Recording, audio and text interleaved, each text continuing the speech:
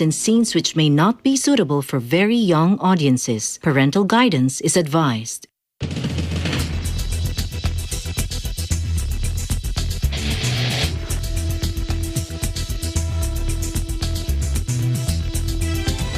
We're working to connect a region of over 600 cultural bridges between our lands.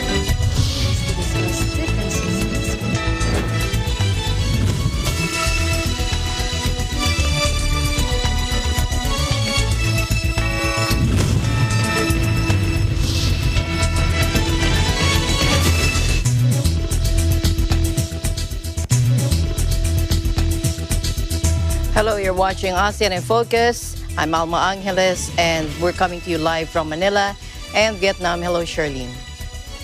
Hello, Alma. Good afternoon to you, and hello to everyone. I am Charlene Navaja, Premier EBC Vietnam Bureau, bringing you the latest news in the dynamic ASEAN region. On today's headlines. The UN Special Envoy for Myanmar warned of possible civil war in the country, saying people are arming themselves against the military junta and protesters.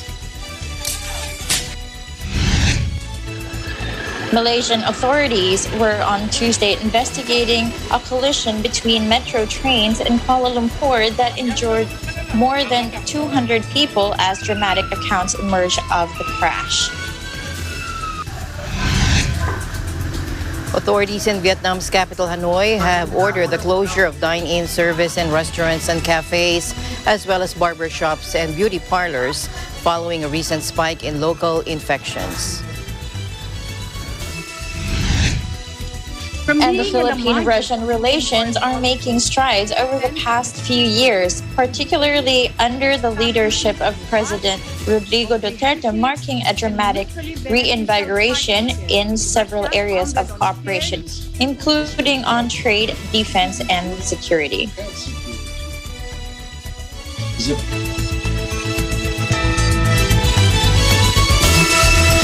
Dozens of Myanmar security force members were killed on Sunday, according to rebel fighters, after heavy fighting in the coup-hit country's eastern fringe. Myanmar has been in chaos since the February putsch, as the military uses lethal force to crack down on dissent. The civilian death toll has climbed to more than 800 people, according to a local monitoring group.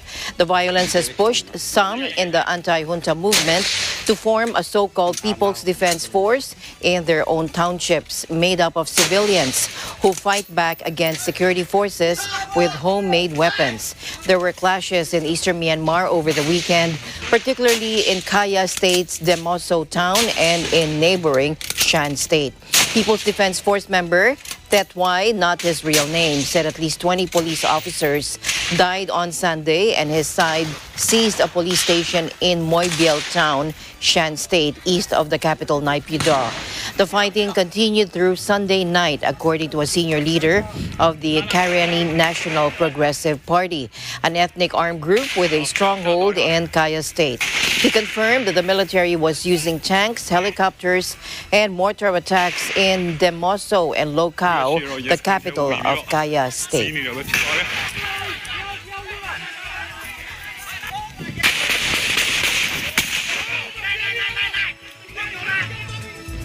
The UN Special Envoy for Myanmar warned Monday of possible civil war in the country, saying people are arming themselves against the military junta and protesters. The envoy also warned that the coming 3 to 6 months, they will probably have 3.4 million people who could be at risk of food insecurity due to the economic showdown.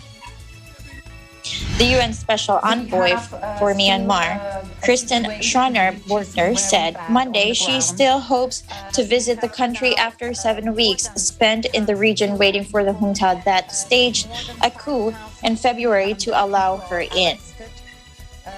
Myanmar has been in uproar since the military seized power in a February 1st coup with near daily protests and a nationwide civil disobedience movement.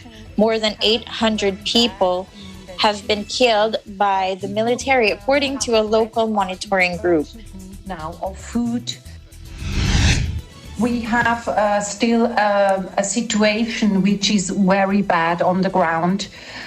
We have now more than 800 killed people. More than 5,300 people are arrested. More than 1,800 warrants went out. People fled in other regions or over the border. The situation is currently very bad in the Chin State. People who have fled are in urgent need now of food, water, shelter, and access to health care. We have, due to this violence, we also have difficulties for access to the people, and this coming together also with the COVID crisis. Protesters have started to shifting from defensive to the offensive, with sometimes homemade weapons or receiving military training from certain ethnic armed organizations. In the coming 3 to 6 months, we will probably have 3.4 million people who could be at risk of food insecurity due to the economic showdown provoked by the political crisis.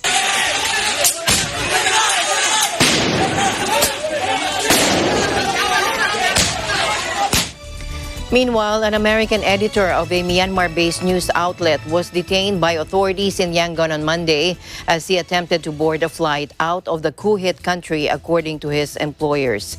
U.S. citizen and managing editor of Frontier Myanmar, Danny Fenster, was detained at Yangon International Airport, the outlet said in a statement on its verified Twitter account. The U.S. State Department said it was aware of reports of the arrest.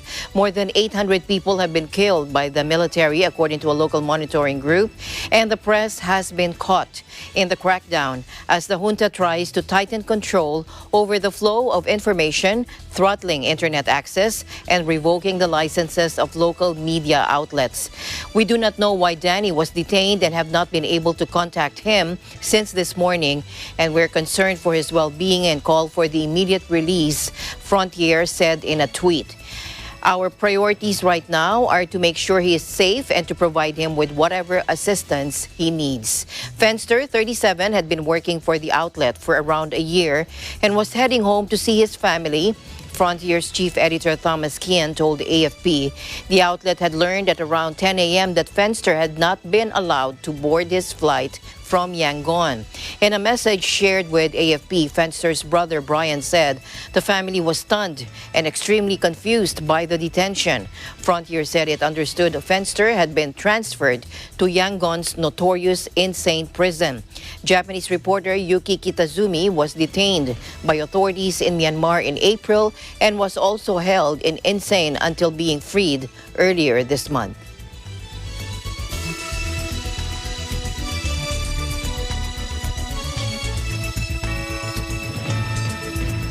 An explosion on a ship anchored near Sri Lanka's capital, Colombo, has prompted the crew's evacuation. The situation on the Express Pearl deteriorated dramatically today. The 3-month-old 2,702 ship carrying 25 tons of nitric acid caught fire off Colombo port, with Sri Lanka deploying aircraft and Navy vessels to assist in firefighting. This morning, the vessel suffered an explosion. All crew have evacuated, and at least 8 containers, some feared to be containing acid, have tumbled into the sea, with authorities issuing swimming bans nearby. The vessel's 25-member crew includes Philippine, Chinese, Indian, and Russian nationals. With the vessel now in a dire state, an operation is underway to try and move it 50 nautical miles away from the shoreline. High winds in the area are also fanning the flames into a greater inferno.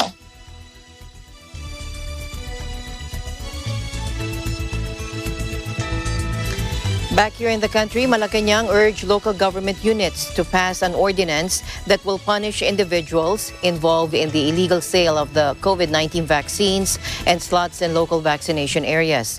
Presidential spokesperson Harry Roque made the appeal in a virtual press conference amid the Philippine National Police's investigation into the supposed sale of either COVID-19 vaccine shots or vaccine slot for financial gain. Take a look. Ang nabasa ko lang po ay yung sinabi ni PNP Chief Eleazar na wala pa silang nahuhuli, no? Pero ang babala po natin ay hindi po natin papayagan yan, no? Dahil that goes against yung prinsipyo ng ating policy for vaccination na kinakailangan equitable, no? Kapag ikaw po ay bumili ng slot, ibig sabihin yung mga may pera ang mauuna, no? At mapapahamak po pati yung ating obligation sa COVAX facility na dapat on the basis of equitable distribution ang ating pagbabakuna. Now, in terms of legal basis, pinag-aaralan ko nga po kung anong legal basis dyan, no? Pero the closest I can think of is other forms of swindling kasi hindi naman dapat binibenta yung slot at po pwede rin po yung paglabag po nung ating FDA law. Pinag-aaralan po natin yan. Yan. No, lahat yan ay kailangan mahuli at maparusahan dahil lahat ng bakuna ay libre. Kaya pinupuri din natin ang ginawang mabilis na aksyon ng ating mga mayor, lalo na dito sa NCR. Si Chairman Abalos at si Mayor Menchi ay pumunta kagad sa NBI at dumulog ng tulong galing sa NBI kahapon. At alam ko, nagsimula na ang NBI sa kanyang investigasyon at meron na silang mga lead. Si Mayor Isko naman sa Maynila ay naglabas ng ordinansa na klarong pinagbabawal yan. Kaya talagang hindi natin papayagan yan. At yan ay talagang dapat mga parusahan yung mga taong nagte-take advantage dito sa sitwasyon na to na nagbebenta ng bakuna na libre naman. Ang panawagan nga po namin sa mga lokal na pamahalaan, kung po pwede po magpasa rin sila ng ordinansa na nagpapataw ng parusa doon sa magbebenta ng slots para malinaw po na meron tayong legal na basihan para parusahan ang mga taong gumagawa nito. Secretary Roque told the public that COVID-19 vaccines cannot be sold because these are not cleared for commercial use. Hence, the sale of the vaccines is illegal and violates the country's law.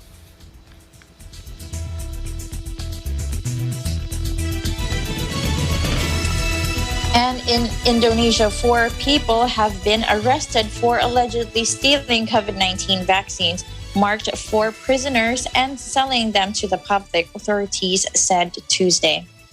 The suspects took more than 1,000 doses made by China's Sinovac from the prisoners' quota, offering them to the buyers in the capital, Jakarta, and in North Sumatra's Medan city for around 250,000 rupiah, that's around $17 each. The 4 arrested included a doctor at a prison in Medan and a local health official. Police said they could face a life sentence if convicted under Indonesia's anti-corruption law.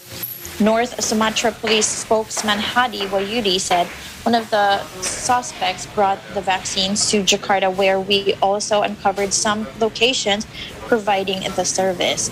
Indonesia has been hit hard by the coronavirus pandemic, and it is rolling out a massive vaccination program for many of its nearly 270 million people.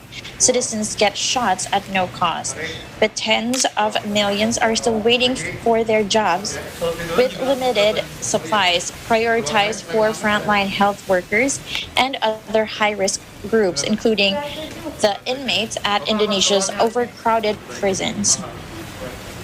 The country's prison system is notorious for poor condition, and rights groups have warned about the risk of coronavirus outbreaks in jails across the archipelago. The arrests come after a separate vaccine scandal in North Sumatra this month, when police said they found health workers at Medan's airport were recycling cotton swabs from COVID-19 tests by washing and repackaging them. They said the scheme could have affected thousands of passengers tested at the airport. Indonesia has officially reported more than 1.7 million cases of coronavirus and nearly 50,000 deaths.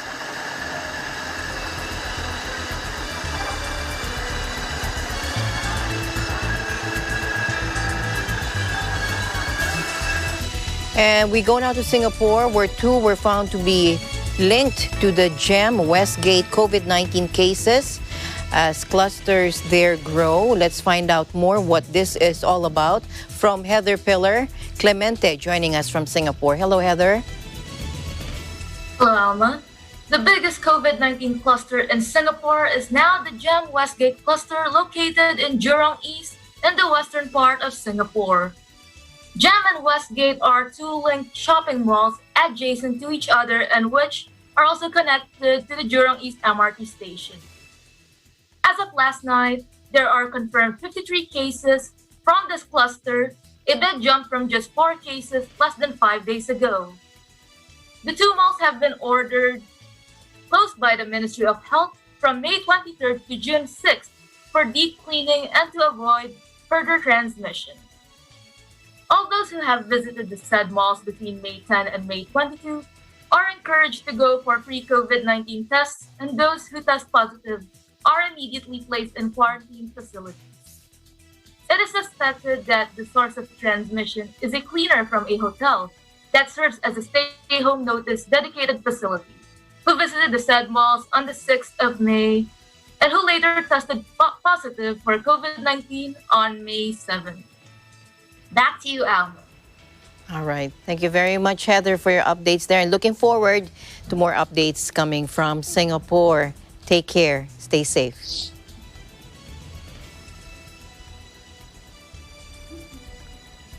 Thank you, Heather.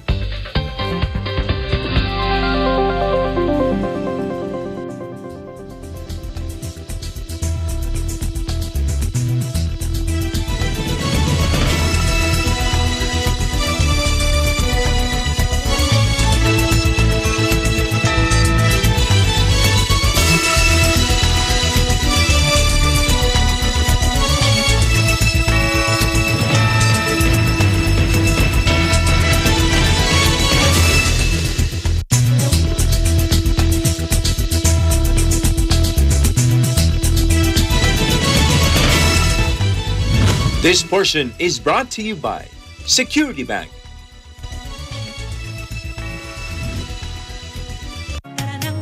Samahan sina Wedge Kujamat, itong balitang panggising sa ulo ng mga balita. Apple David, Sa 60 katao ang isinugod sa ospital. Phoebe Publico Economic sabotage ang mga tiwaling negosyante. at Cristel Fesalbon Pagpresyo ng gulay, makakausap natin para iatid sa inyo ang mga kaganapan at pangyayari sa bansa at sa iba't ibang panig ng mundo. Mga napapanahong isyu ng bayan. May balitang sports, entertainment at iba pang kaalaman. Simula Lunes hanggang Biyernes, alas 5 ng umaga sa paborito nyong morning show, Pambansang Almusal, dito sa Net25. Pambansang Almusal.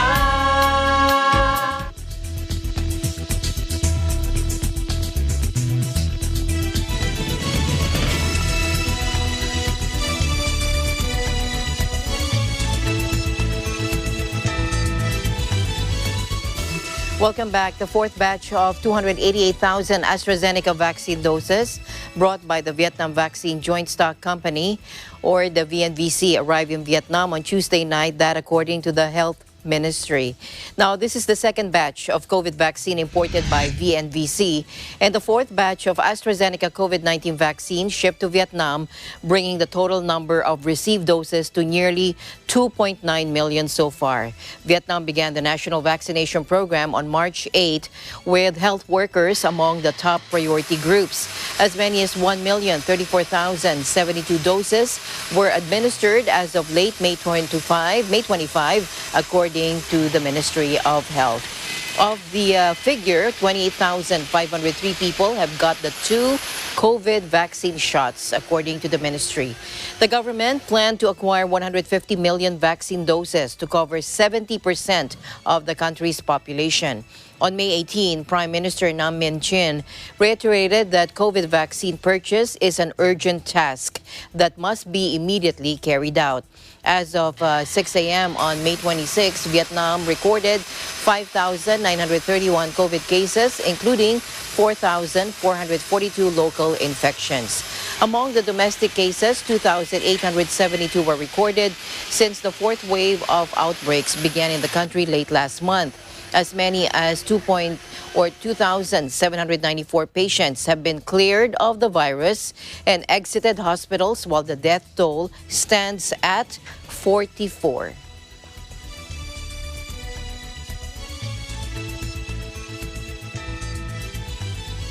And also here in Vietnam, authorities in the capital Hanoi have ordered the closure of dine-in service in restaurants and cafes, as well as barbershops and beauty parlors, following a recent spike in local COVID-19 infections. Let's take a look. Nói chung là từ cuối tháng 11 năm ngoái là đợt dịch thứ 3 quay trở lại này đã ảnh hưởng rất là nhiều về doanh số rồi. Cái thời gian vừa rồi là bọn tớ cố gắng duy trì để đảm bảo cái đời sống lương cho nhân viên thôi. Thì thật ra là doanh nghiệp chưa có một đồng lãi nào.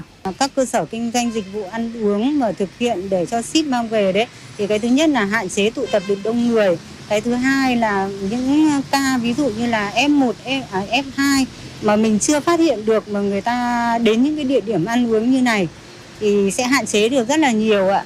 Để y tế.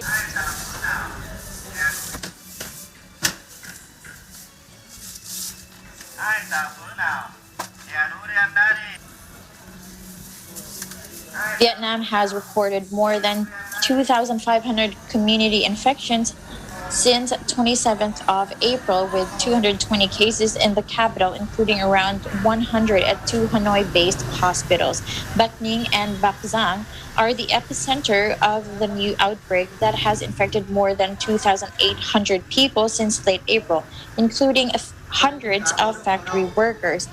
Authorities says the outbreak, which accounts for nearly half of Vietnam's overall cases, has spread to more than 30 of its 63 cities and provinces. A document issued on May 24 by Hanoi Chairman Chu Ngoc Anh says food and beverage establishments may only offer takeaways and residents must absolutely stop entertainment activities, physical exercises, and large gatherings in parks, gardens, and public locations. People returning to Hanoi from other localities starting May 25 must submit medical declarations within 24 hours.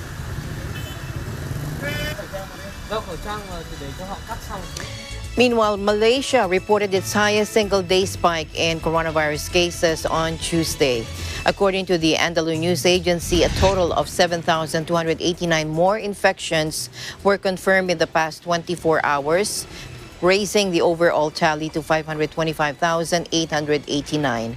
The highest number of cases, 2,642, was recorded in the western state of Selangor, according to the country's health chief, Nur Hisham Abdullah, during a news conference. Stricter restrictions will come into effect throughout Malaysia, or has come into effect throughout Malaysia on Tuesday, as authorities scramble to contain the worrying spike that has seen daily cases top the 6,000 mark for 7 straight days. The government, however, has opted almost against a complete lockdown and decided to tighten curbs. Under the new restrictions, 80% of all workers in the public sector and 40% in the private sector will be required to work from home.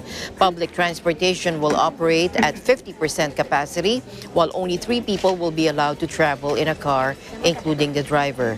All educational institutes will remain closed, and restaurants will not be allowed to offer dine-in services. Around 400,000 people have been fully vaccinated in Malaysia so far, with some 600,000 more having received their first dose, according to official figures.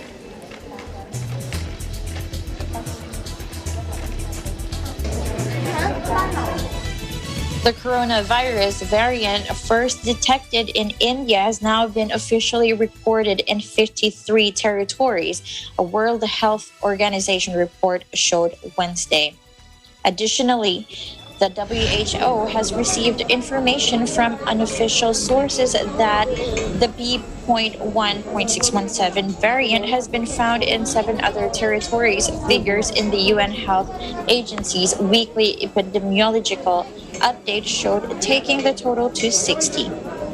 The report said B.1.617 had shown increased transmissibility, while disease severity and risk of infection were under investigation. Globally, over the past week, the number of new cases and deaths continued to decrease, with around 4.1 million new cases and 84,000 new deaths reported, a 14% and 2% decrease respectively compared to the previous week.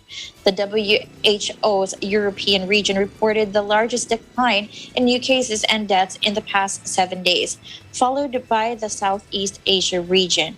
Document said despite a declining global trend over the past 4 weeks, incidence of COVID-19 cases and deaths remain high, and substantial increases have been observed in many countries throughout the world.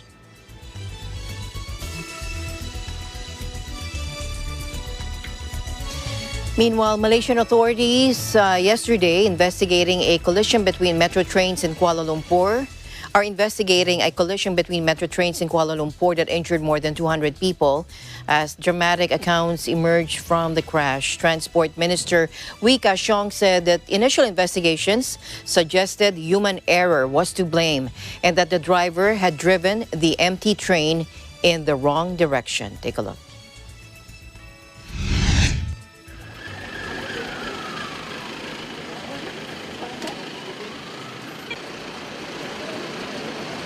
Yang ni nak masuk belakang lah. Belakang.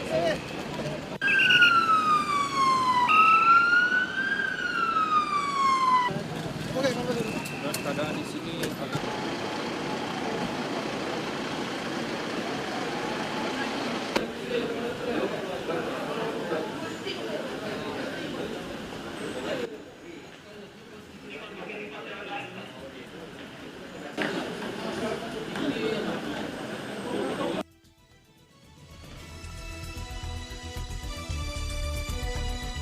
Units of the Naval Forces West, or NFW, have rescued 31 fishermen after their fishing boat sustained damage off Nears Bank in the West Philippine Sea, or WPS. In a statement late Monday night, Commodore Don Anthony Miraflor, NFW commander, said they received a radio report from Jofel Alipustain, a captain of the fishing boat FB Española, on Sunday, saying that fishing boat FB Pauline II sustained hull derangement in the area and requires assistance. Miraflor said reportedly FB Pauline II had a hole on its freeboard since late May 22, 2021, which began to take in seawater immediately. The captain of FB Pauline II, Placido Azucena, called for a distress signal to alert any boats in the area. The ship and its crew immediately helped the distressed fishermen, who were all taken aboard and given medical assistance, food, and accommodation.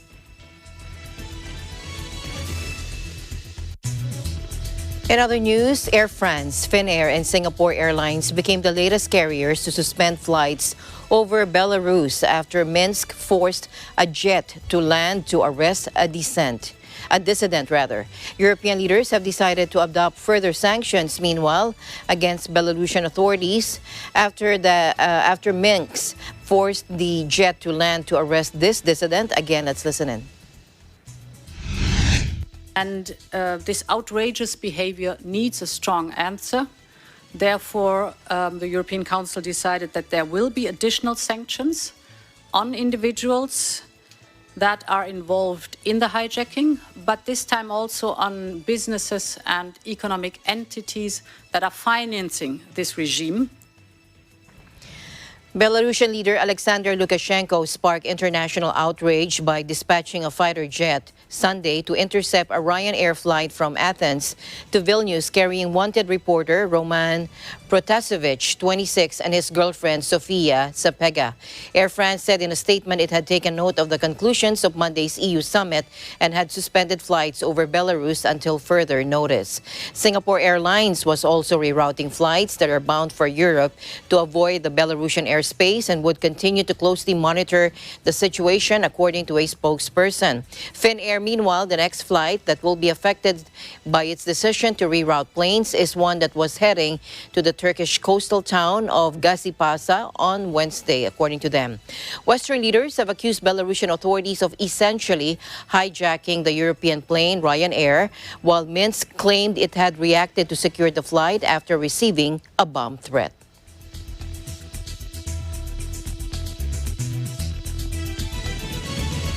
And ASEAN in Focus will be right back. Stay tuned.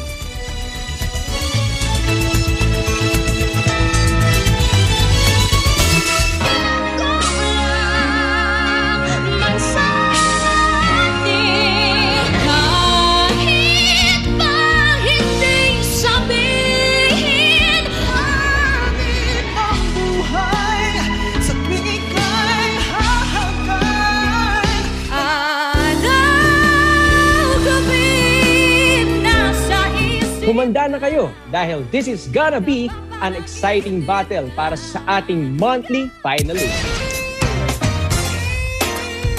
This is Tagisan ng Galing Part 2 Singing Edition.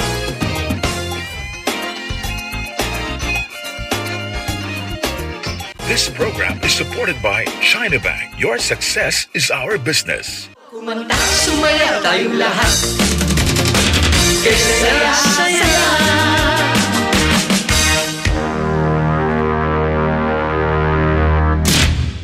Totoo ang kasabihang may pera sa basura, lalo na kung magagawa ang iba't ibang bagay mula sa mga recyclable material na inaakala ng iba na itatapon na. May ilang barangay sa bansa ang nagre-recycle ng basura at makikita ang iba't ibang bagay na gawa sa basura.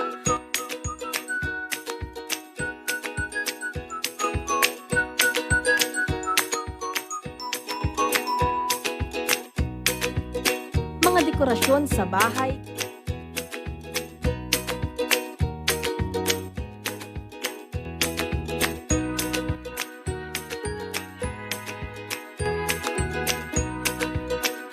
sa mga proyektong ito, nagiging malinis ang kapaligiran bukod sa mayroon pang pagkakakitaan.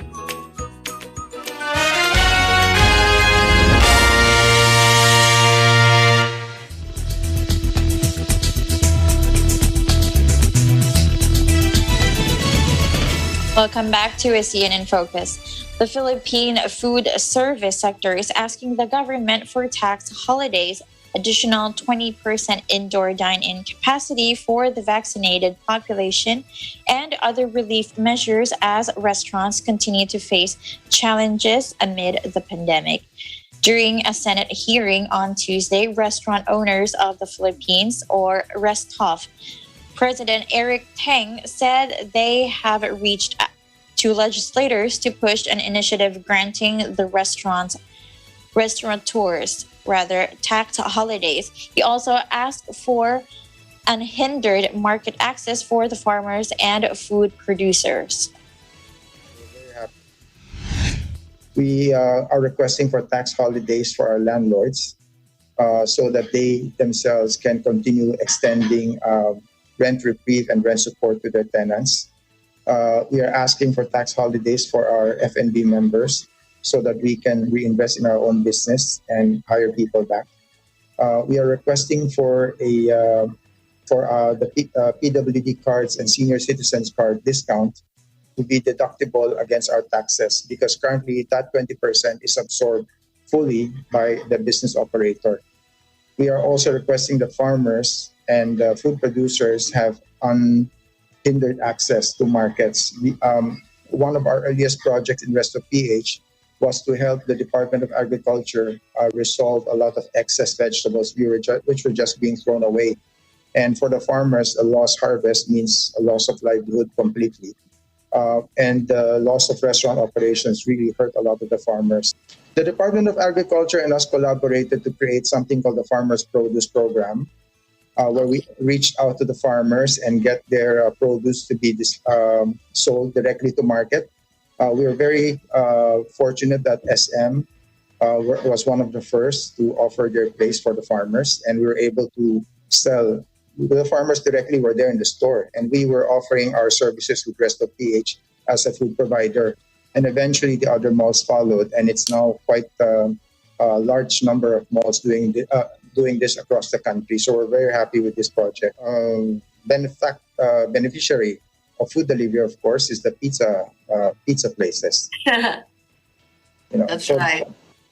It's a very difficult situation for many of us, but we're hopeful that by third quarter, with policy changes that we are asking from government, and we hope that they can be granted, we can function better, especially with the Bakuna Badge. We've always said that our version of the vaccine pass is not a door to keep people out. It's a key to bring people in.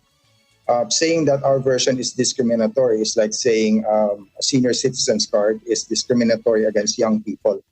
We're not excluding customers from coming into our restaurant, whether they're vaccinated or not. But for now, the 65-year-old are discriminated against because they're not allowed. They're not allowed. So what we're hoping is that if government limits us to 20%, to grant us another 20% for the vaccinated. We're not taking it away from anyone, whether they're vaccinated or not. We just want additional capacity for the vaccinated so that we can hire back our people with increased capacity. And should there come a time where government can allow us 75% indoor capacity, we only ask the maximum the maximum that we're asking for is only 25%. We're very happy to share with you with our experiences with our restaurants in other countries, where with high vaccination rate, like in the US, the restaurants are pretty much normal today. They don't even require masks because they found that vaccinated people have minimal risk of contracting the virus or passing on the virus.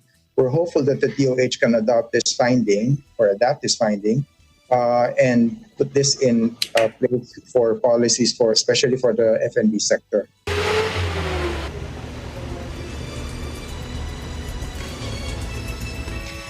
Meanwhile, here in the country, reconstruction is underway in the Philippine city of Marawi, which was heavily damaged in a conflict with Islamic militants 4 years ago. Let's take a look.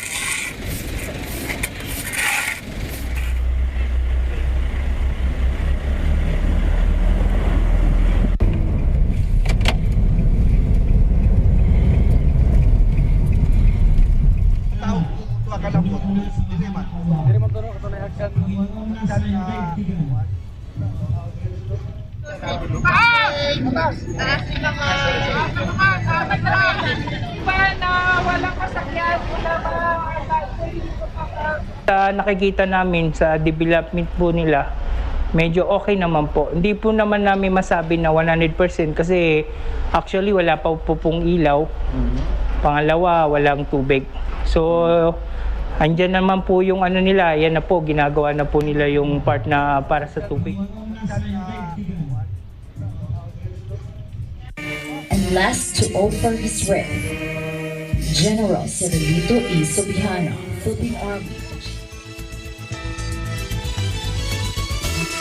The Philippine-Russian relations are making strides over the past few years, particularly under the leadership of President Rodrigo Duterte, marking a dramatic reinvigoration in several areas of cooperation, including on trade, defense, and security. Recent years witnessed an increase in high-level engagement between the two nations, strengthening their cooperation across political, economic, and socio-cultural sectors. Let's listen in. From being at the margins of Philippine foreign policy, attention has shifted with the aim of establishing a robust, comprehensive, and mutually beneficial partnership with Russia founded on shared interests, sovereign equality, and pragmatism. Under the leadership of President Rodrigo Duterte, we have seen a dramatic reinvigoration in Philippines-Russian relations. In just 5 years, 30 agreements have been concluded between our two countries in the fields of defense, security, military technical cooperation, mutual legal assistance, extradition, nuclear energy, transport, higher education, intellectual property, agriculture, trade, tourism, nuclear medicine, and so many others. The renewed relations were translated into closer ties and in increasing bilateral exchanges at all levels. Challenges of today's world present opportunities for further cooperation. First, of course, is vaccine cooperation, as Lou mentioned earlier. As we continue to battle the COVID-19 pandemic, we look to Russia as a reliable partner on vaccine procurement and manufacturing. I'd also like to thank our Russian friends for supplying us 30,000 doses of Sputnik V vaccines, which arrived this month, as I said earlier. As the virus will be with us for many years to come, in one form or another, the Philippines is interested in cooperating with Russia in localizing vaccine manufacturing. Vaccine cooperation with Russia is not only limited to the COVID-19 pandemic. The Philippines and Russia could participate in joint cooperation projects for producing vaccines for other viral diseases in the future, especially when the Virology Science and Technology Institute of the Philippines is established. One more vital area of collaboration, in the strict sense of this word vital, is ensuring health security. The pandemic of COVID-19 has already proved its importance. We need to vaccinate people to get herd immunity by joint efforts.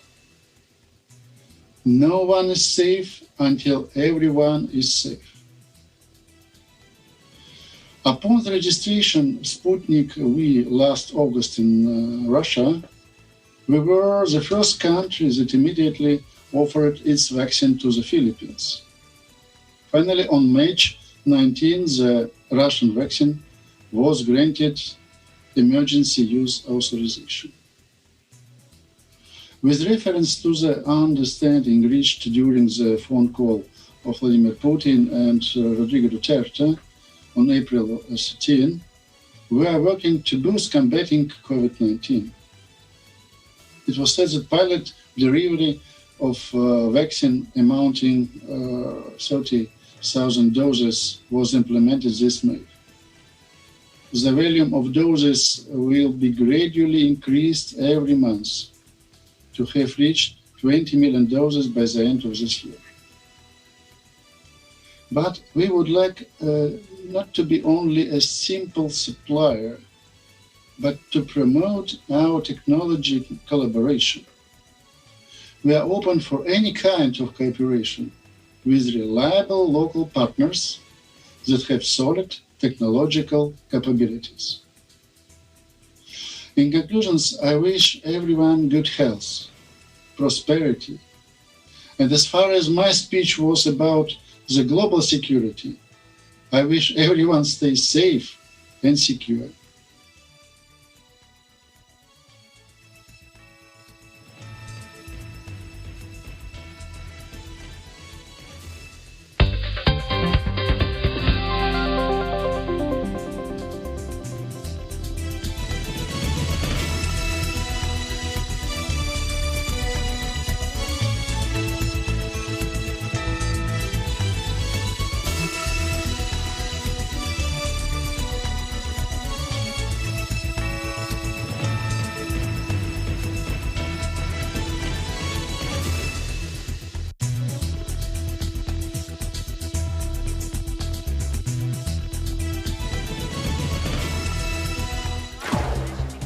broadcast journalist Wayne De La Fuente returns on Philippine television and radio to deliver top stories and engage with the country's policymakers, shapers, and movers.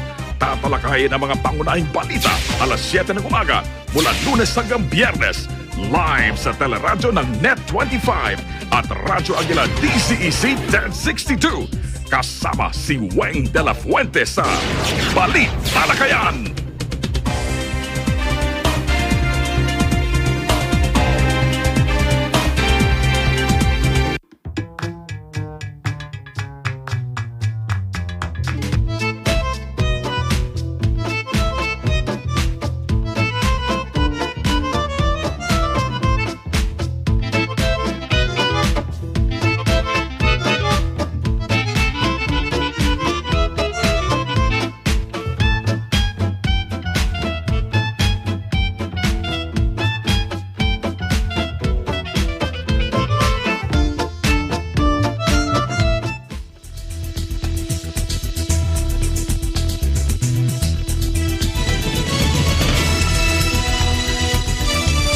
Welcome back. The ASEAN Committee on Consumer Protection, or ACCP, launched its regional information campaigns on misleading advertisement and consumer redress. The campaign highlights ACCP's commitment towards ensuring a high common level of consumer empowerment and protection in the region. Here's one of them. Take a look.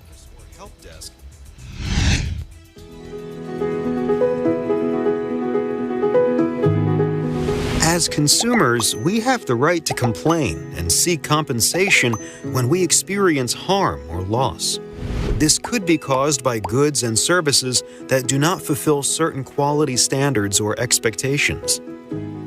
For example, some goods and services may not match their description or are otherwise not satisfactory in quality. When this happens, consumers can get redress by filing a complaint and asking for a refund or some other form of compensation from the business. First, consumers can contact the business, who should have a customer service or help desk to deal with complaints. If the complaint cannot be resolved, they can consult with the consumer protection agencies or associations for guidance on who to approach. There are different institutions that can help settle consumer complaints, which can be reached both online and offline. These include sectoral authorities or regulators and alternative dispute resolution bodies. These institutions can assist in mediating the dispute or discipline the business if consumer protection laws have been breached. As a last resort, the consumers may bring their case to the court. For this, they may need support from a legal professional or entity. Information about authorities in charge of consumer protection in ASEAN can be found on the website of the ASEAN Committee on Consumer Protection, or the ACCP. Effective mechanisms for dispute resolution safeguard the interests and rights of consumers in ASEAN. This way, they can benefit from better and safer goods and services.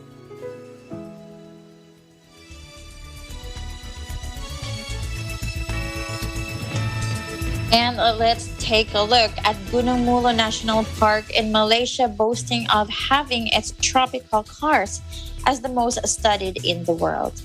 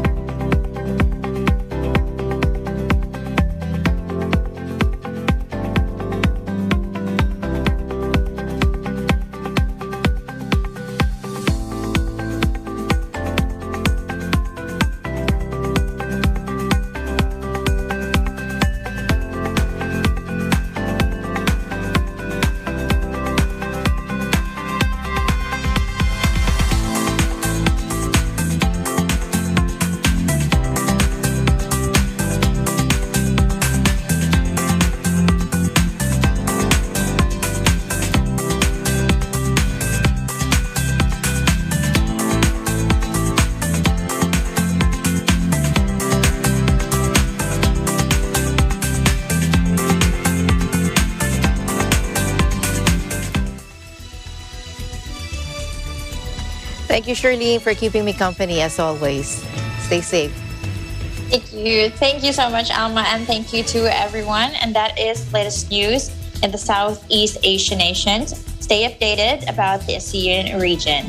I'm Charlene Navaja from your EBC Vietnam Bureau. We live in interesting times. And I'm Alma Angeles. We'll see you back tomorrow. We live in interesting times.